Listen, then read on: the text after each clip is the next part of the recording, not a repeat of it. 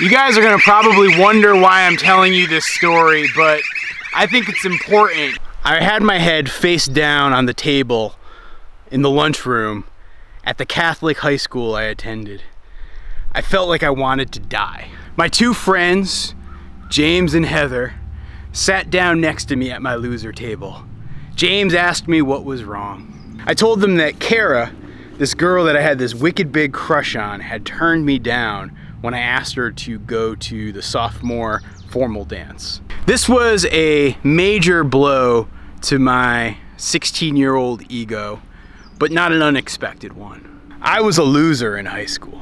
I was overweight. I cared more about punk rock records and drawing comics than paying attention in school. I didn't have many friends. I was really socially awkward with girls. Kind of a mess. But we all go through our awkward stage, right? James asked me why I even cared about going to that stupid dance. It wasn't like I was participating in a lot of other school activities.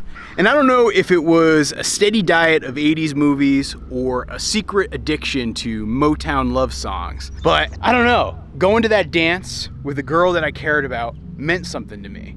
I felt like my unpopularity and my loser status would somehow be abated if I could get this girl to go to the dance with me. And so that was what was leaving me in such a depressed and sad state. So I tried to articulate this to my friends, and James just looked very confused. James was also a nonconformist in his own right. But that's when Heather piped up and said, "Well, if you really want to go to the stupid dance, I'll go with you."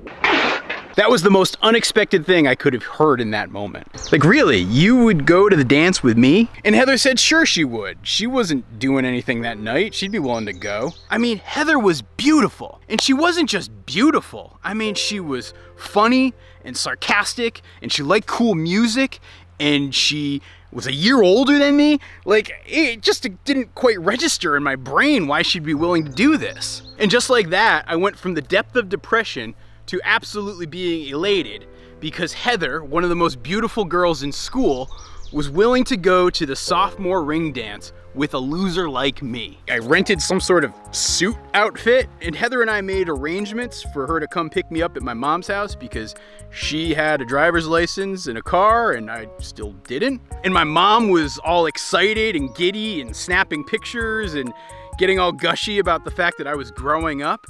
And it was like this exciting little moment and event at our house. And then we waited and waited and waited, and Heather hadn't shown up yet. She had a beeper number. I'll bet you thought pages were only for business people, right?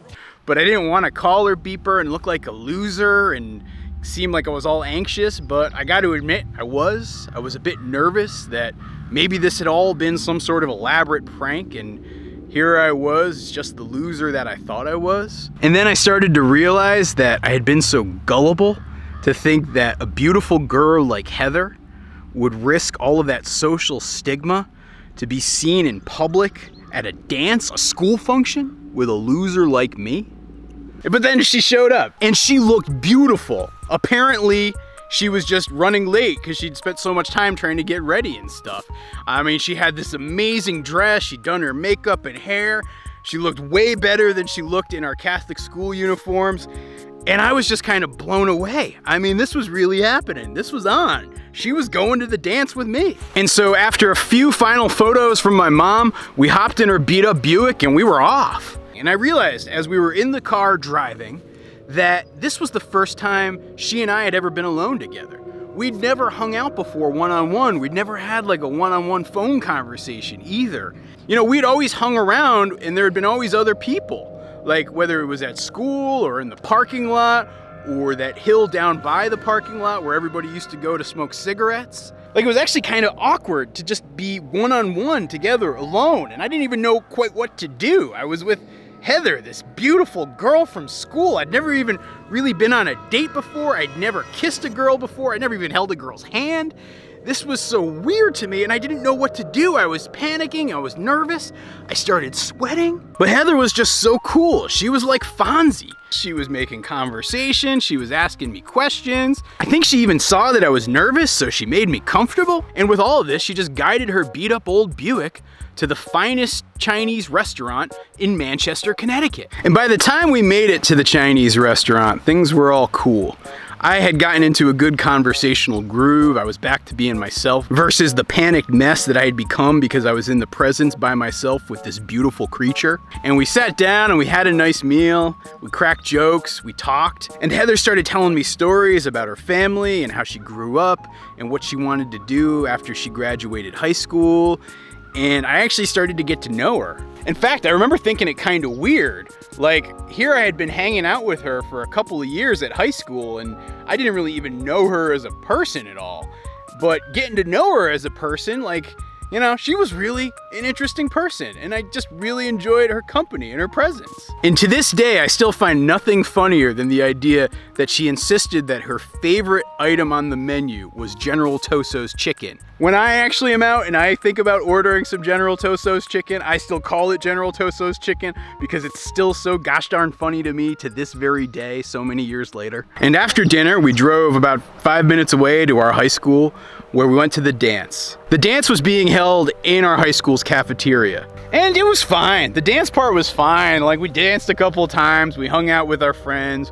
I felt kind of like cool and special because here I was, this loser with this beautiful girl on my arm. We actually ended up getting bored in leaving because it was so hard to talk at the dance. We went to a parking lot at Cumbies, and we just sort of sat in her car listening to music and talking some more and getting to know her as a person and starting to see her as more than just this beautiful girl who was willing to be seen with me, and actually just see her as a person that I could relate to and connect with and have conversations with. Like I said earlier, I'd never had much luck connecting with girls and hadn't learned all that much, and I was always just really socially awkward. And I think I had this very immature view that girls were an accomplishment, something that needed to be acquired. They weren't people like me, people that I could interact with. You know, prior to puberty, I think I fully saw girls as people, but something had flipped as a switch in my brain when the hormones started kicking in, and I started to gain this very immature view of girls and relationships and connecting with them as people. And it wasn't until that night hanging out with Heather that I realized that that logic was totally flawed. Because I was a loser heading down a loser path, and I know I could have ended up in some pretty dark places.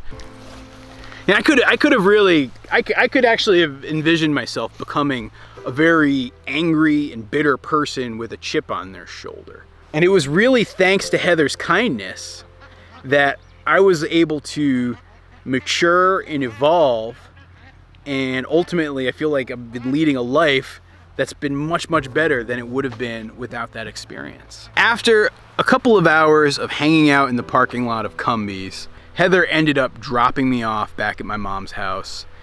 She thanked me for inviting her and said she had a great time, and then she kissed me on the cheek.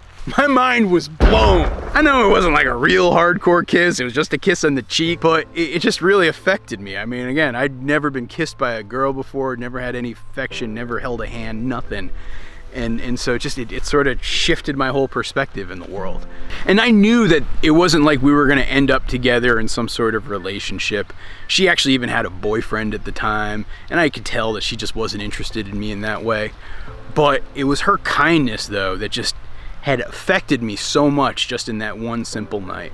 Now, the reason I'm telling you guys this story is because 20 plus years later, I recognize that I have never, ever, ever been able to express to Heather how much this experience meant to me.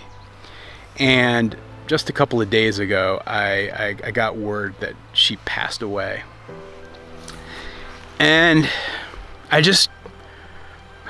You know, so often in life, people have these actions, both large and small, that have impact on the lives of others, both positive and negative.